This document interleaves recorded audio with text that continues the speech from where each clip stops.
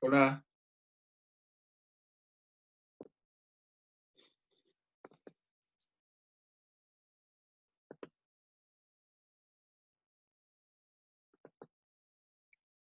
vamos a partir de acá.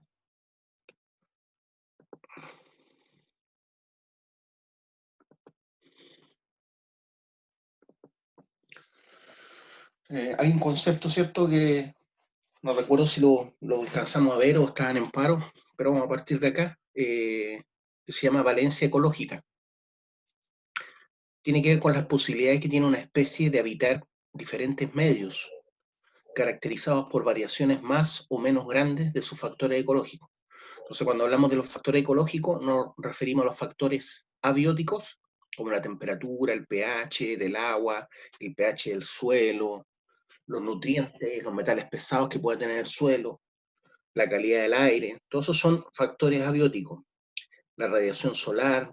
eh, entonces, va a depender si una especie tiene la habilidad de moverse en un amplio espectro, ¿cierto?, de temperatura o un amplio espectro de pH, va a tener una valencia ecológica amplia, pero si no, va a ser una valencia ecológica pequeña.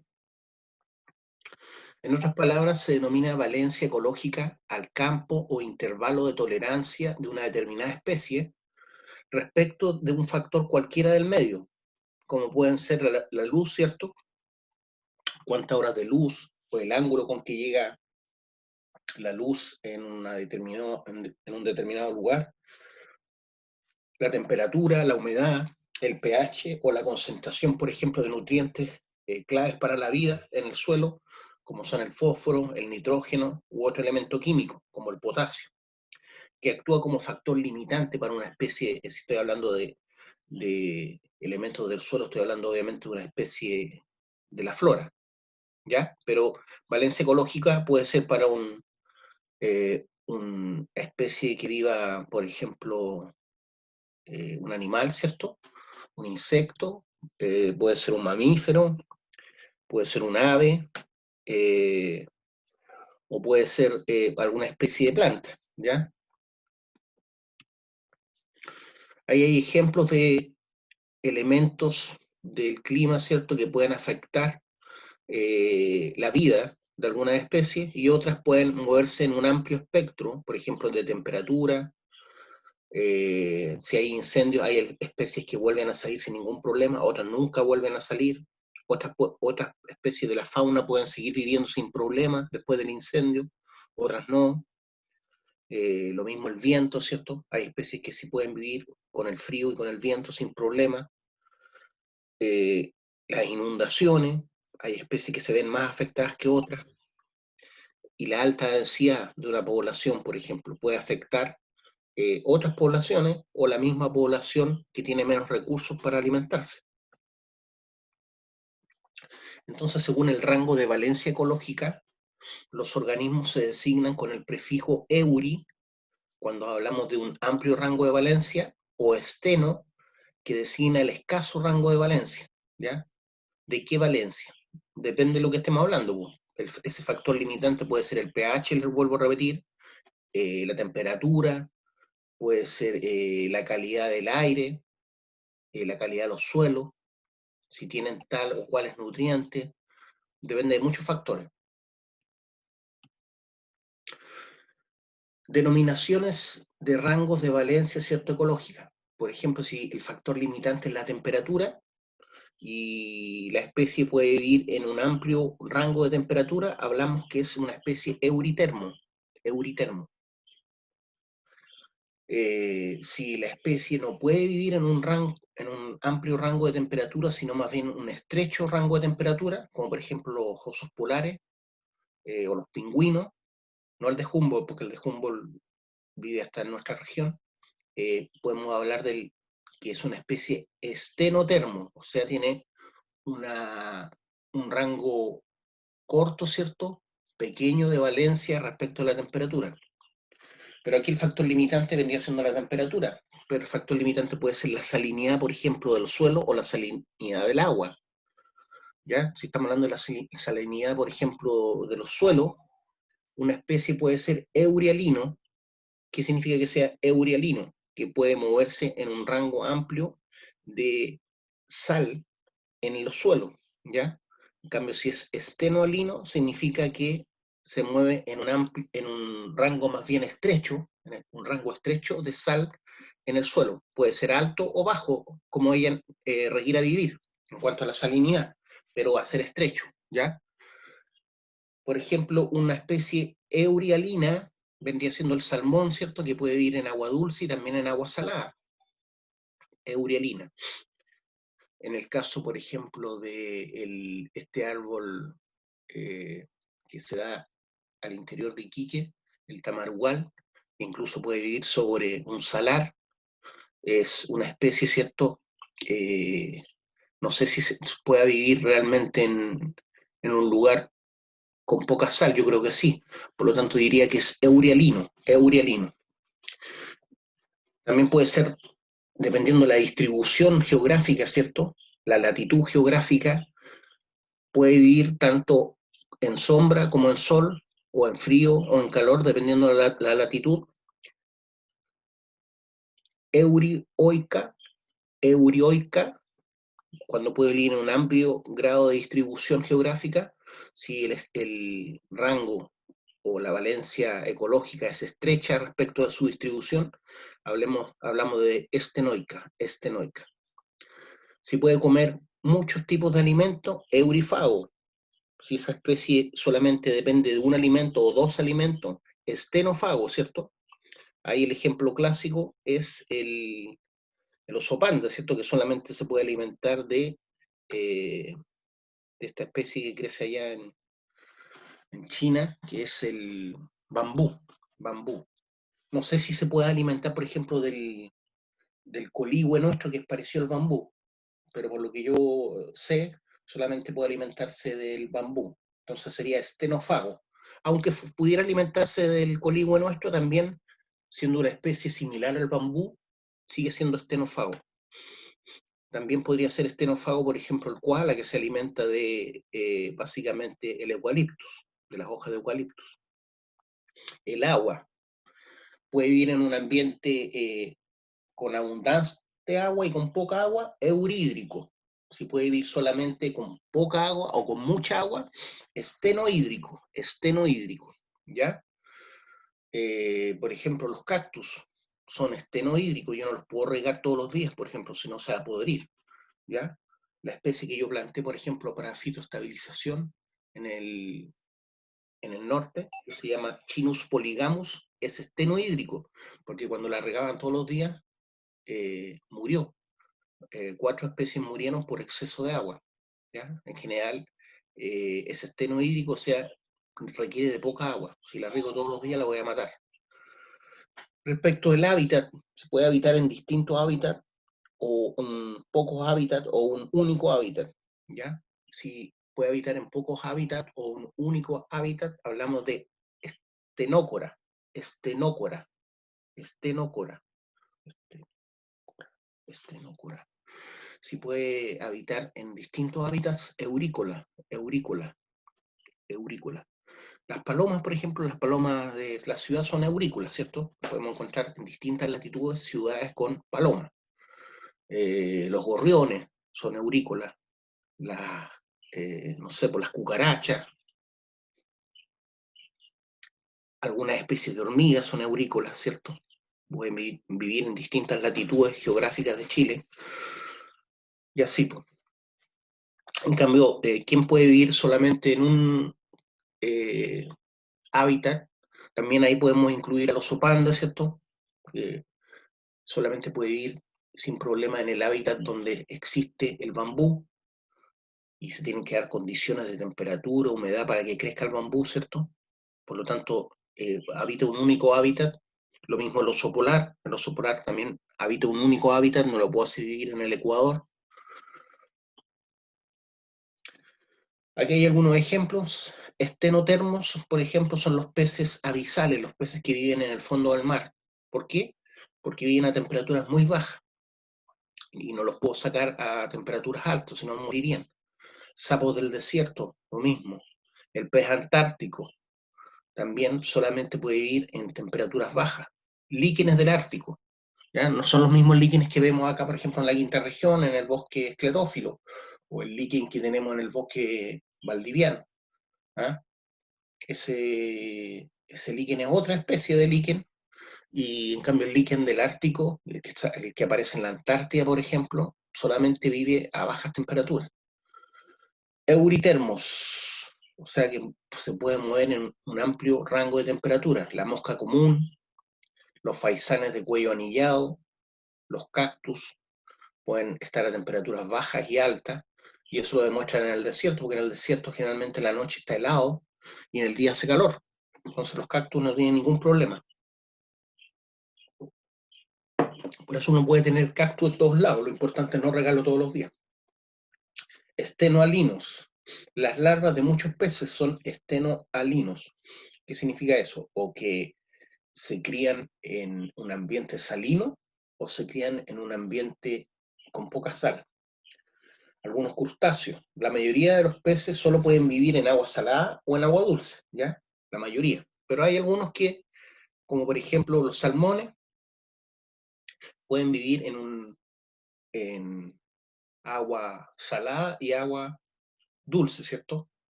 Llegan al mar y después vuelven a subir a su lugar de nacimiento. Entonces hay un ejemplo de eurelino, el mangle, por ejemplo. El mangle es un árbol, ¿cierto?, que permite formar los manglares, por ejemplo en Colombia, en donde se da una situación en que el agua de los ríos, ¿cierto?, se tiende a mezclar con el agua de mar. Entonces hay una mezcla entre agua de mar y agua dulce. Entonces el mangle, que es ese árbol que puede vivir con su plantado en el agua, no tiene ningún problema con el agua salada y con el agua dulce. El cangrejo ermitaño, el pez cuatro ojos, el cangrejo azul y los salmones adultos, eurialinos. Estenohídricos, o sea que tiene que haber humedad, por ejemplo, en los suelos para que exista la lombriz de tierra. La lombriz de tierra no puede vivir en el desierto o en un lugar con poca humedad. Orugas de escarabajo, lo mismo. Los chanchitos de tierra también podríamos decir que son estenohídricos. ¿Qué otros? Los caracoles son estenohídricos también. Ustedes ven que los caracoles de tierra que llamamos nosotros, que están en los patios, salen solamente en otoño o entre otoño y primavera, ¿cierto?, cuando hay más humedad. Eurihídricos, o sea, cuando hay un amplio grado de valencia, ¿cierto?, respecto del agua, o sea, pueden vivir con poca o con mucha agua. Los protozoos, que forman quistes al no haber agua, o sea, cuando hay agua, se mueven sin problema, pero si no hay agua, como que tienden a formar una capa gruesa que le evita morir y quedan en un estado de latencia. Por eso dice forman quistes al no haber agua. Sapos del desierto, ¿cierto? Los sapos del desierto, cuando se acaba el agua, como que tienden a caer en un estado de latencia, donde bajan su metabolismo y esperan las condiciones idóneas para salir de ese estado de latencia cuando llueve en el desierto. La rata cangurú, lo mismo. O sea, son eurihídricos. Pueden vivir con poca y con mucha agua.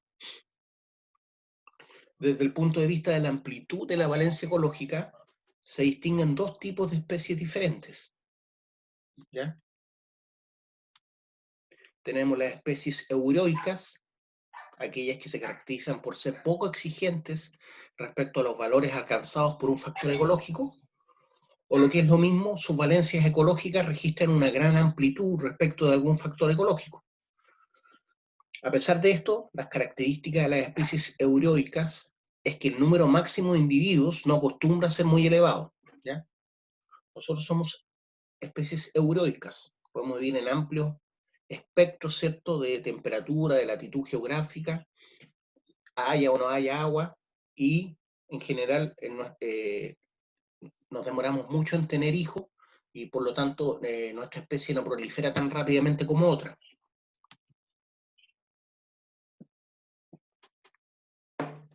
Las especies estenoicas, aquellas que son muy exigentes respecto a los valores alcanzados por un determinado factor.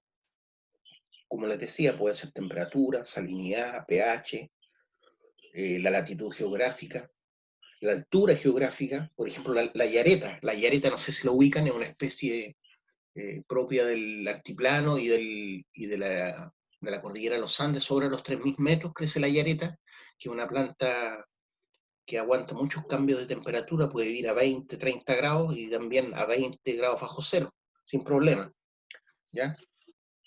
La yareta, que la utilizaban los nativos para hacer fuego. Se escribe con doble L, por si quieren buscarla. Una especie muy hermosa, es dura cuando uno la toca, eh, se ve como que fuera un líquen, pero no un líquen, es una cosa grande, gruesa, se ve como un musgo de lejos. Esa es la yareta. Entonces esa sería una especie estenoica, ¿cierto? Aquellas que son muy exigentes respecto a los valores alcanzados por un determinado factor. En este caso, el caso de la yareta, el factor no es la temperatura, no es estenoica por la temperatura. En ese caso sería euroica por la temperatura, ¿cierto? Porque en verano aguantan 20, 25 grados sin problema a los 3.000 metros de altura, pero después en invierno, ahí mismo hay 25 o 30 grados bajo cero. Son especies estenoicas respecto de qué? Respecto de la altura geográfica, ¿ya? Porque viven sobre los 3.000 metros de altura, ¿ya? Entonces una especie estenoica es lo mismo que sus límites de tolerancia son estrechos. Sus límites de tolerancia son estrechos respecto de algún factor. Sin embargo, si se desarrollan bajo unas condiciones óptimas, ¿cierto? El número de individuos puede llegar a ser elevado, ¿ya? El número de individuos puede llegar a ser elevado. O sea, son más prolíferos bajo las condiciones óptimas. Ahí está el esquema que varias veces les dibujé. Ahí está mejor dibujado, ¿cierto? El siguiente esquema muestra cómo se mueven estas especies. Por ejemplo, esto es respecto de un factor limitante y la cantidad de individuos, ¿ya? Cuando es bajo, cuando es alto, la cantidad de individuos de una especie en particular, estamos hablando de una población, y aquí tenemos un nivel de factor ambiental que podría ser, por ejemplo,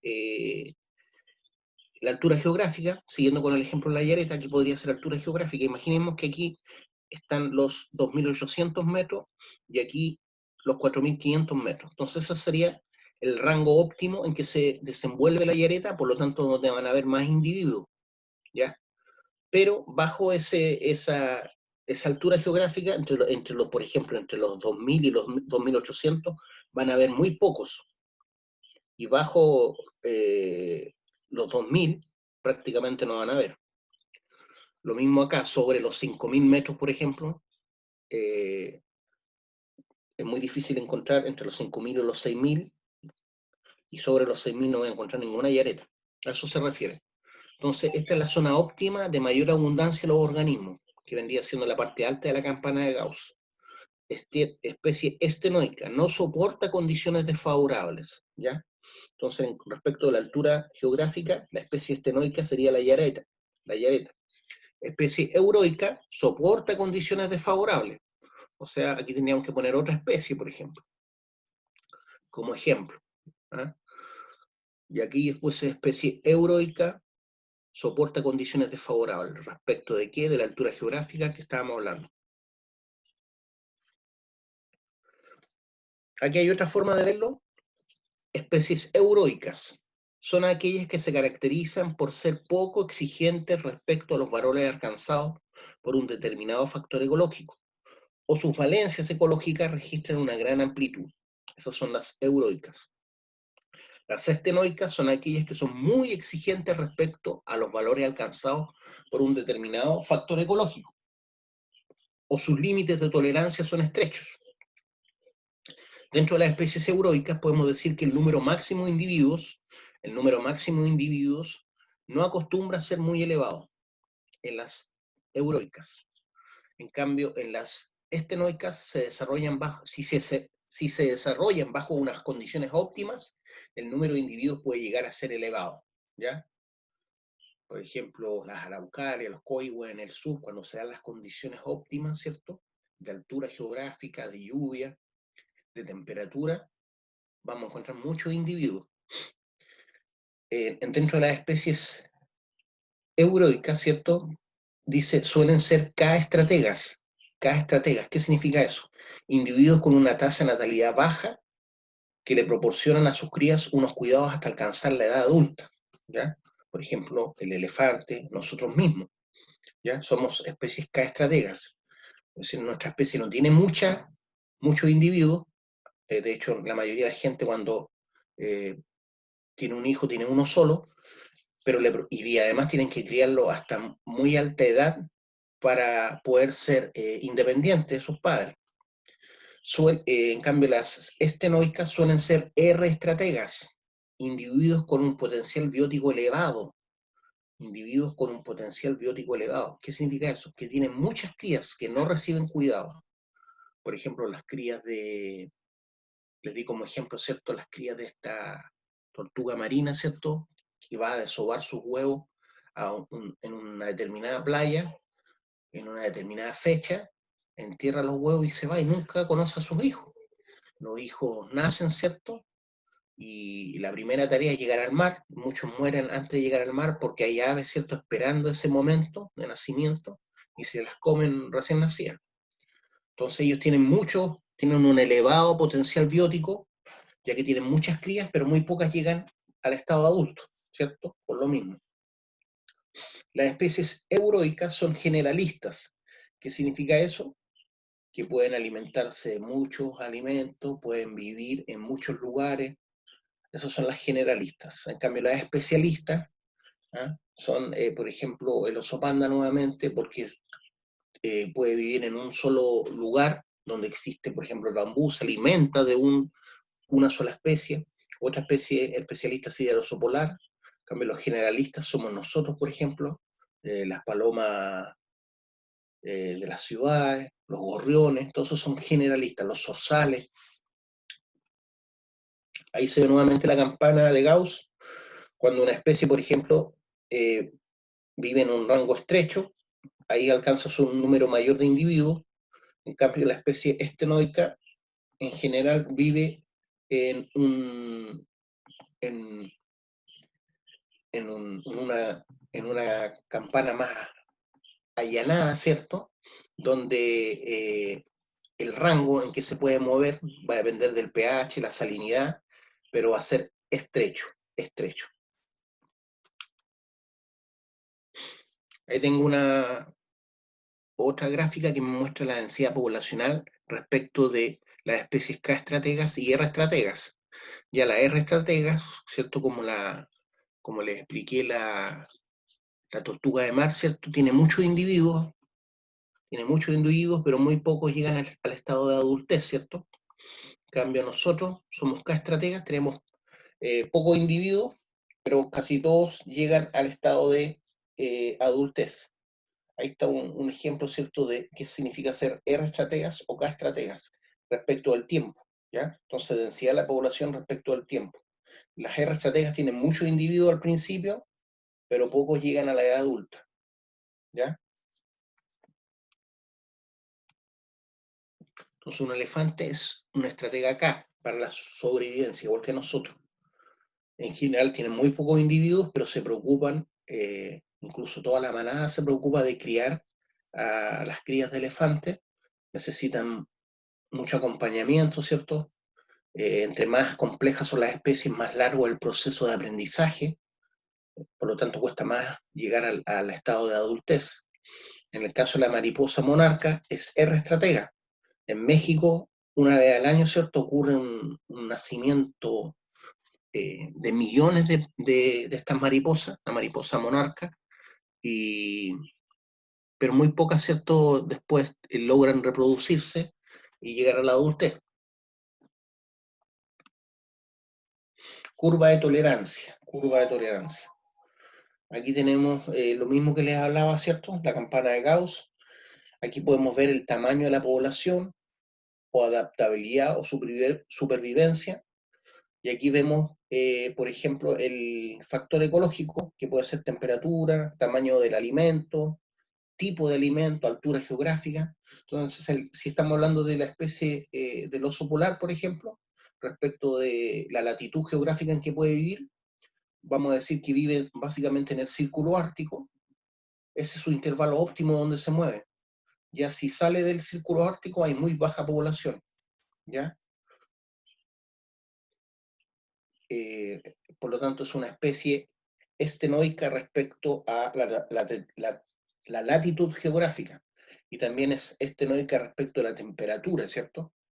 Pero hay otras especies que esta campana, digamos, es más achatada, como mostramos en la especie, otras especies, en donde la población sí puede tener mayor tolerancia respecto a la temperatura o al tipo de alimento, pero en este caso, la especie estenoica, aquí va a bajar la población, ¿cierto? Lo mismo en el límite superior. Vamos a tener límite inferior, límite superior, que pueden ser de temperatura, pH, salinidad. Entonces, cuando nos salimos del intervalo óptimo, las especies estenoicas tienen una baja población o simplemente desaparecen, ¿ya? Entonces, A corresponde a la zona de intolerancia, B, zona de tensión fisiológica. O sea, aquí les cuesta vivir, pueden algunas vivir, pero les cuesta. Y acá es el nicho efectivo, ¿se acuerdan? Nicho efectivo. Porque ahí está el nicho fundamental que vendría siendo todo esto. El nicho fundamental es hasta donde puedo encontrar la especie. Pero el nicho efectivo, donde realmente esa especie puede desarrollarse plenamente, vendría siendo este trozo de la campana de Gauss, donde alcanza su mayor número de población. Ahí está lo mismo.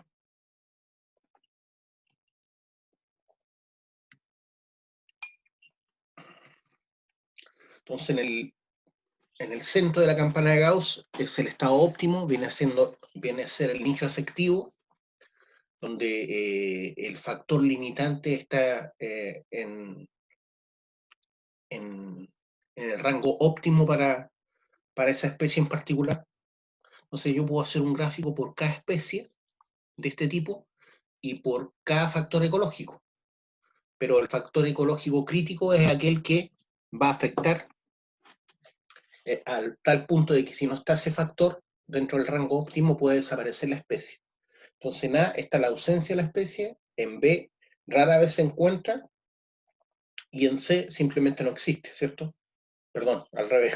En C es el óptimo, ¿cierto? Donde se encuentra en mayor número, en B rara vez se encuentra, y en A la ausencia de la especie total, que es en los límites, ¿cierto? Son los límites de ese factor ecológico, que vuelvo a repetir, puede ser cualquiera, va a depender cuál yo mida respecto de cada especie.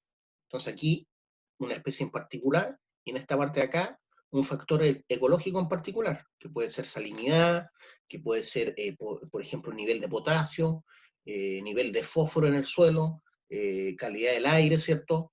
Puede ser biodisponibilidad de oxígeno en el agua, ¿ya? Si estamos hablando de peces, por ejemplo. Entonces, estas gráficas las puedo hacer por muchos factores y en cada especie. En el esquema se observa que el número de especies crece cuando el factor ecológico es favorable, ¿cierto? Obviamente. Y decrece cuando éste se torna desfavorable. Así debiera ser en general. Es decir, que el número de especies en ambos extremos es escaso, ¿cierto?, de ese factor ecológico, y para subsistir deben desarrollar adaptaciones especiales. En estos extremos se encuentran algunos organismos que se llaman extremófilos, ¿ya? En los extremos de la campana de Gauss, donde casi nadie puede vivir, existen especies que se llaman extremófilas, ¿ya? Una de ellas, por ejemplo, es la bacteria Statiobacillus ferrooxidans, que puede degradar, ¿cierto?, el sulfuro de cobre y se alimenta de los sulfuros y degrada los sulfuros para que sean más fáciles después oxidarlos, por ejemplo, por lixiviación. Entonces, esta especie puede vivir en un ambiente ácido, ¿ya? E incluso hay bacterias, por ejemplo, extremófilas respecto a la temperatura, ¿ya? Algunas pueden vivir hasta, por ejemplo, en ambiente de, de las termas, sobre 40, sobre 50 grados Celsius, donde ningún pez puede vivir, ellas sí pueden vivir, esas bacterias. También están las bacterias que viven, por ejemplo, bajo el casquete de la Antártida. Ya se ha comprobado que hay bacterias bajo el casquete de la Antártida, o sea, también son extremófilas respecto al frío, ¿cierto? Ahí vemos lo mismo, ¿cierto? Respecto de la temperatura, ahí, por ejemplo, si no me equivoco, ese poroto es el que plantábamos cuando éramos chicos, ¿cierto? Y hacíamos el experimento en un vasito con algodón. Entonces, ese poroto se da en su máximo auge y su máximo crecimiento se da entre los 18, ¿cierto? Y los 30 grados más o menos, ¿cierto? De acuerdo a este gráfico. Entre los 18, ¿cierto? Y entre los 30 grados será 34 grados. Pero sobre los 34 grados ya empieza a morir. Bajo los 18 grados es difícil que crezca. Bajo los 8 grados ya no lo voy a encontrar ya. Entonces, eso es lo que quiere mostrar la campana de Gauss, ¿ya? Cómo se desarrolla un individuo respecto de algún factor ecológico, que en este caso es la temperatura en grados Celsius, y acá el ritmo de crecimiento, ¿ya? O puede ser el número de individuos de la población respecto de un factor ecológico, ¿ya? Bueno, en este caso, ¿cierto? En este caso, en el ejemplo anterior, el factor limitante acá es la temperatura, ¿cierto? Sobre 36 grados, bajo 16 grados voy a tener problemas. Entonces a eso le llamamos factores limitantes. Liebig en 1840 definió la ley del mínimo. El crecimiento de algunas especies vegetales está determinado por el elemento cuya concentración es inferior a un valor mínimo, por debajo del cual aquel se detiene. O sea, si en el suelo, por ejemplo, no encuentro fósforo en un grado mínimo, la especie no va a crecer. Si no encuentro, por ejemplo, potasio en un grado mínimo, la especie no va a crecer. A eso se refiere con la ley del mínimo del Liebig. Él usó este barril para explicar eso, ¿ya? Que ahora se llama el barril de Liebig, para explicar esta ley. Así como la capacidad de un barril con duelas, las maderas que conforman el barril se llaman duelas, así como la capacidad de un barril con duelas de distinta longitud está limitada por la duela más corta, ¿cierto? Yo no lo puedo llenar más allá hasta donde está esa duela. ¿Por qué? Porque el agua se sale. Entonces, ese vendría siendo el elemento limitante para una especie, por ejemplo, que podría ser el fósforo, podría ser el potasio. Si baja ese nivel, ya la especie no va a subsistir, no va a crecer. Entonces, así como explicó la ley del mínimo Liebig, así como la capacidad de un barril con duelas de distinta longitud está limitada por la más corta, el crecimiento de una planta se ve limitado por el nutriente más escaso, ¿ya? Que necesite, obviamente, por el nutriente más escaso que necesite. Ahí está el ejemplo, ¿cierto? ¿Hasta dónde puede crecer? ¿Hasta cuántas especies puedo tener? ¿O hasta dónde puede crecer esa planta? Hasta ese nivel nomás, que vendría siendo ese nivel de fósforo. El elemento menos disponible en este caso, para una planta, es el potasio, y va a limitar su producción. Entonces, bajo ese nivel ya no va a crecer, por ejemplo. Sobre ese nivel puede crecer sin problema, pero va a llegar un momento que también se cumple el rango cierto de la campana de Gauss, que si tiene mucho potasio tampoco va a crecer. Pero en este caso estamos hablando de la ley del mínimo.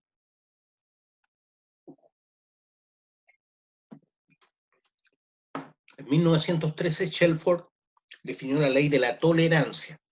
Dice que todo ser vivo presenta ante los diferentes factores ambientales, que son factores ecológicos, unos límites en los que puede vivir, tanto superiores como inferiores, ¿ya? Entonces esos factores ecológicos van a determinar límites en que puede vivir una especie en particular, tanto límites inferiores como límites superiores, que es lo mismo que estamos explicando con la campana de Gauss, ¿cierto? Su límite inferior, su límite superior de temperatura, pero podría ser el límite inferior o límite superior de qué cosa. Podría ser de salinidad del suelo, por ejemplo, ¿ya?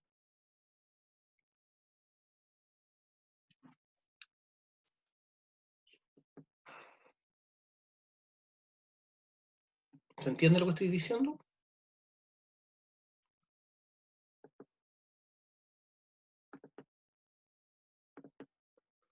Ya, entonces volviendo a lo que estábamos viendo sobre la ley de la tolerancia, repito, dice, todo ser vivo presenta ante los diferentes factores ambientales unos límites en los que puede vivir. Pueden ser temperatura, pH, salinidad. Entonces van a tener un límite inferior y superior en donde puede vivir esa especie. Pero en el centro, ¿cierto?, de la campana está su óptimo ecológico. Veamos algunos ejemplos prácticos. Factor limitante, temperatura y disposición de alimento. Fotoperiodo. Del ecuador a los polos, los animales aumentan de tamaño asemejándose a la forma redonda. Eso es algo que se ha estudiado y se ha visto que es así. Y se reducen todas las áreas que permiten la pérdida de calor. Orejas, colas y extremidades. Así, ¿para qué? Para conservar el calor y que no se disipe el calor. Por ejemplo, tenemos el oso polar que tiene orejas muy pequeñas, ¿cierto? Y tiende a ser más bien redondito. Lo mismo con el pingüino.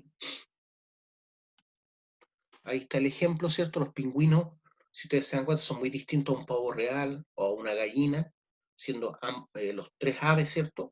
¿Por qué? Porque al ser así con esa figura más bien esbelta, evitan la pérdida de calor por los vientos, ya que son tan abundantes en la Antártida. Lo mismo el oso polar, ¿cierto? Tiene orejas pequeñas y tiene una forma más bien redondeada, tiene doble pelo, ¿cierto? Para evitar la pérdida del calor. En cambio, a la inversa, desde los polos al Ecuador vamos encontrando especies más delgadas o con formas más esbeltas y no tienen problema de tener, por ejemplo, orejas más largas. ¿Por qué? Porque no solo les permiten escuchar mejor, sino también disipar de mejor forma el calor. Otro ejemplo, por ejemplo, son los elefantes que viven en la India o en África, tienen orejas largas, ¿cierto? Para disipar el calor y por eso están constantemente moviendo. Porque viven en lugares con mucha temperatura, muchas veces sobre 40 grados. Entonces tienen que disipar el calor. Son como radiadores, ¿cierto? Otro tema es el letargo o disminución del metabolismo de ciertas especies, que se expresa, por ejemplo, cuando no hay mucha alimentación. Eso le ocurre, por ejemplo, al oso polar, que entra en invernación.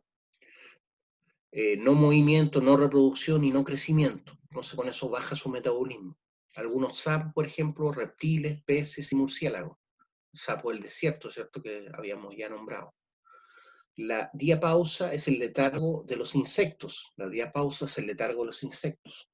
Ahí tenemos el monito del monte, ¿cierto? Que vive en el sur de Chile, que pasa por este letargo de metabolismo. Ahí está el oso polar, que hiberna, ¿cierto? Los animales entran en el periodo de sueño de manera lenta y aproximadamente cada 3 semanas, y cuando las condiciones ambientales son favorables, se levantan, ¿cierto? Para orinar, ¿cierto? Pero no comen, dice, y para volverse a seguir durmiendo. Para salir de este estado lo hacen de manera violenta y rápida, ya cuando salen de la hibernación. Entonces ellos, por ejemplo, se alimentan mucho antes de que llegue el invierno, justamente para tener reservas de grasa para poder permanecer varios meses, ¿cierto?, en hibernación y poder sobrevivir sin comer. Pero también bajan su metabolismo para eso. O sea, tienen menos latidos cardíacos que cuando están en un periodo con abundancia de alimentos. Algunas especies migran para buscar las mejores condiciones ambientales. Por ejemplo, existe el desplazamiento o migración trófica en busca de alimentos. ¿Quiénes hacen eso? Las golondrinas, los copépodos marinos, los ñus, entre otros, se migran en busca de alimentos. O migran en busca de agua, ¿cierto? También tiene que ver con la alimentación. Algunos migran por razones reproductivas, como las ballenas y los sapos, migran para eso, por razones reproductivas, porque siempre se juntan en una misma zona, ¿cierto? Los lobos marinos, les pasa eso. También a los eh, pingüinos, también vuelven a la misma zona todos los años a reproducirse. Entonces se migran por un tema reproductivo. Fotoperiodo. Comportamiento y funcionamiento del cuerpo según la cantidad de luz. Todos sabemos, ¿cierto?, que los reptiles son de sangre fría y necesitan calentar su cuerpo con la radiación solar. Por lo tanto, buscan el sol. Comportamiento y funcionamiento del cuerpo según la cantidad de luz. En cambio, hay animales que tienen hábitos nocturnos, como el búho, ¿cierto?, magallánico, que tiene una mejor visión en la noche y además tiene menos competidores para cazar, ¿ya? Por eso muchos animales cazan de noche y no de día. Los gatos, por ejemplo, tienen hábitos nocturnos. Si ustedes se han dado cuenta, los gatos pasan durmiendo durante el día y en la noche están como más despiertos. Porque originalmente, ¿cierto?, esta especie, en su estado silvestre, caza de noche. La mayoría de los gatos cazan de noche. Así hay animales diurnos y otros que son nocturnos. Factor limitante. Algo pasó.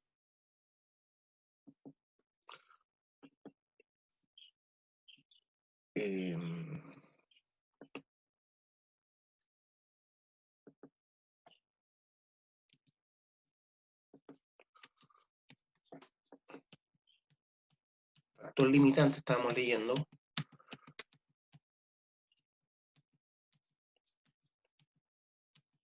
Factor limitante, latitud y altura. Latitud y altura geográfica. Temperatura, disposición de agua y tipo de suelo. Fotoperiodo. Ese sería el factor limitante, la latitud, la altura geográfica, la temperatura, podría ser la disposición de agua, el tipo de suelo. Todos esos serían factores limitantes para ciertas especies. Por ejemplo, los vientos y el relieve influyen sobre la distribución del agua en la ladera de una montaña, ¿ya?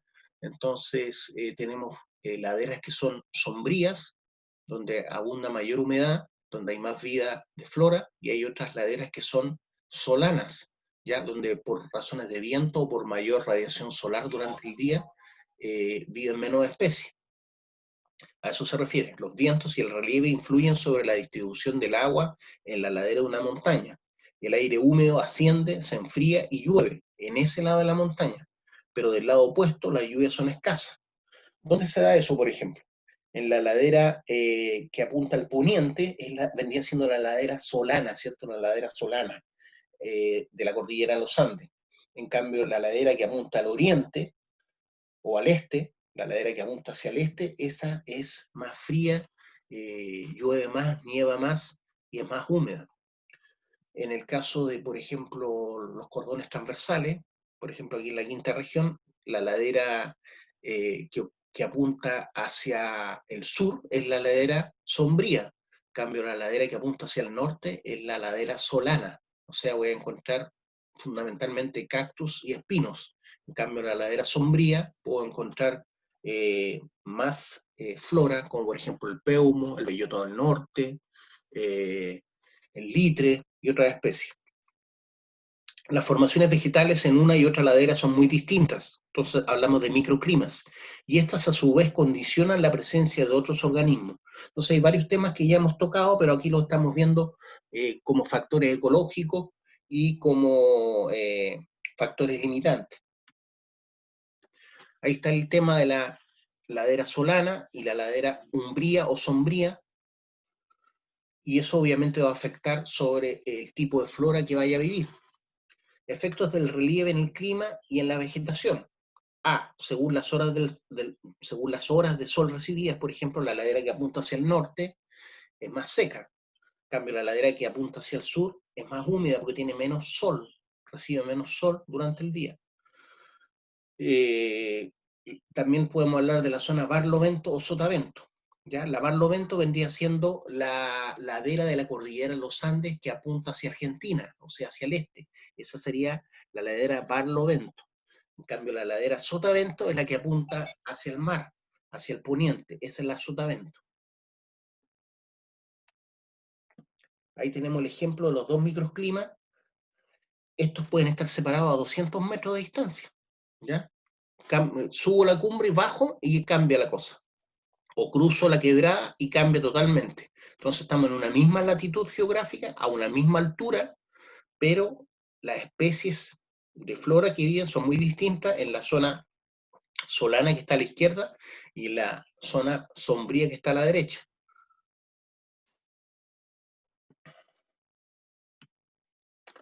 Con la latitud, la temperatura desciende, ¿cierto?, hacia los polos y condiciona los vientos y las precipitaciones. La latitud también lo hace, ya que a medida que se asciende, 180 metros, por ejemplo, sobre el nivel del mar, la temperatura va disminuyendo 1 grado Celsius. Eso sobre los 600 metros de altura, más o menos, ¿ya? Porque aquí, en la costa, por ejemplo, a 0 metros sobre el nivel del mar, en la quinta región, hay menos temperatura que la que hay, por ejemplo, a 300 metros en Limache, ¿ya? Entonces, sobre 600 metros se da esto de que la altura también lo hace, ya que en la medida que se asciende 180 metros va disminuyendo la temperatura 1 grado. Esto hace variar la formación vegetal, obviamente, que se encuentra en cada zona. Y también la fauna, ¿cierto?, que vive en esa zona. Ahí está el ejemplo en este esquema. Por ejemplo, a los 500 metros de altura tenemos una especie en particular, o dos especies en particular que se dan bien. Esta crece hasta los 500 metros. ¿Ya? Entonces el factor limitante sería la altura geográfica. De esta especie, el rango, ¿cierto?, o los factores limitantes según la altura geográfica va a ser de 500 a 1000 metros. Sobre los 1000 metros ya no voy a encontrar esta especie, voy a encontrar el coihue, por ejemplo, el coihue, sobre los 1000 metros de altura. O la araucaria.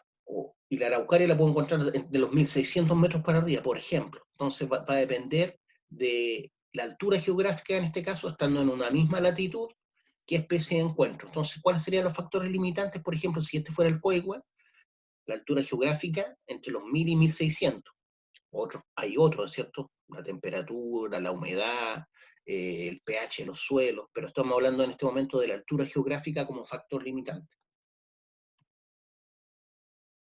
Fotoperiodo. Según la cantidad de horas luz, las plantas realizan la floración, germinación y caída de hojas. ¿Ya? Hay plantas que son perennes y otras que no son perennes, ¿cierto? Y tienen abundancia de hoja y su verdor se ve más bien en primavera y en verano. Hay otras plantas que, por ejemplo, en la noche abren, otras plantas que la mayoría abren durante el día. Según la cantidad de horas luz, las plantas realizan la floración, germinación y caída de hojas, según sus adaptaciones particulares. De allí que hay plantas de días largos y otras de días cortos. Los días largos son en verano, los días cortos en invierno. ¿Qué significa eso? Por ejemplo, ahí tenemos un ejemplo, el trébol y el cadillo. ¿Cuándo florece, por ejemplo, el cadillo? En las noches largas, o sea, en invierno, ¿ya? En cambio, el trébol en invierno no florece. El trébol florece, como sale aquí, ¿cierto? El trébol florece en los días largos, o sea, en verano. En cambio, el cadillo no florece en los días largos, florece en el invierno, ¿cierto? Donde hay menos luz solar. Entonces ahí podemos ver como factores limitantes, ¿cierto?, el tema de la luz. ¿Por qué? Porque los días largos son en verano, los días cortos y menos luz son en invierno. Eso se nota más aún en el sur, ¿cierto? Donde en el sur de Chile, por ejemplo, en Punta Arenas, a las 10 de la noche todavía está de día. En cambio, a las 10 de la noche en el norte, ¿cierto? En Arica, en Iquique, ya está de noche hace rato.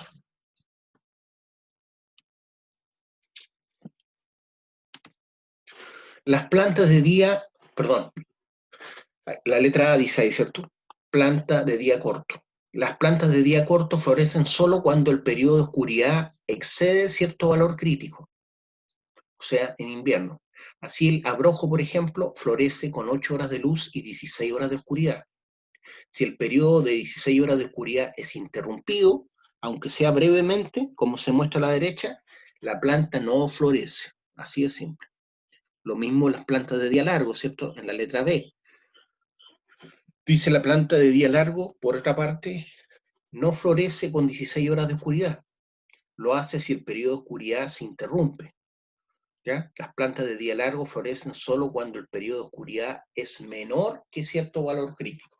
Entonces tenemos como factor limitante en este caso cuánta luz reciben durante el día las plantas.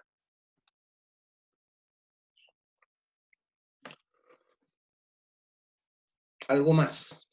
Los procesos vitales solo tienen lugar dentro de un rango de temperaturas en la cual el medio interno de los organismos que tienen agua, ¿cierto?, se encuentra en estado líquido. Todos los seres vivos necesitamos de líquido, ¿cierto?, de agua. El agua es como uno de los factores claves de la vida. Por lo tanto, cuando se congela eso, el agua, la mayoría de las especies tienden a morir.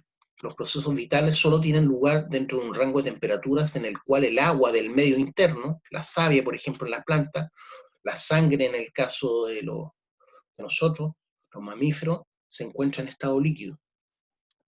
los seres vivos ocupan una franja de temperatura en general en el planeta que varía entre los menos 18 y los 50 grados Celsius. Por encima y por debajo de dichos límites es muy poco probable encontrar vida, ¿ya? Ahí voy a encontrar solamente especies extremófilas, ¿ya? Especies extremófilas, bajo esos límites o sobre esos límites. Considerando esto, los márgenes, considerando las especies extremófilas, los márgenes aumentan, ¿no es cierto? Entonces podemos decir que la vida en el planeta se encuentra entre los menos 200 grados Celsius, entre los menos 200 grados Celsius y los 80 a 110 grados Celsius, ¿ya? Pero eso es considerando las especies extremófilas. Si las sacamos, el grado de vida en general de las especies del planeta, en general, de un promedio, es de menos 18 a 50 grados Celsius. Hay especies que no pueden vivir a 10 grados bajo cero y otras especies no pueden vivir a 40 sobre cero, ¿cierto? Como el oso polar. Pero ese es el rango general de vida. Entonces, por ejemplo, las especies extremófilas pueden vivir sin problema en un geyser, en una terma, serían hipertermófilos, algunas bacterias son hipertermófilas y algunas bacterias también viven sin problema en temperaturas muy bajas, ¿cierto? Como los psicrófilos, que son bacterias, psicrófilos, han especializado sus membranas celulares que no se endurecen en temperaturas heladas. Entonces sus membranas celulares no se endurecen en temperaturas más bien frías. Esos son los psicrófilos. Ahora, ¿cómo podemos utilizar a estos factores limitantes y su relación con los organismos? ¿Cómo los podemos utilizar? Una utilización actual es ocupar las especies justamente que son estenoicas, que tienen rangos de vida, ya sea de temperatura, de pH, de salinidad, de contaminación de las aguas, más bien con tolerancias bajas. Entonces, esas especies las utilizamos como bioindicadores. Entonces, una utilización actual es ocupar a las especies que tienen baja tolerancia a los cambios como bioindicadores. No sé si me explico. Entonces, estamos hablando de especies estenoicas. Ya, chiquillos, lo vamos a dejar por hoy hasta acá, ¿ya? Me estoy quedando sin habla.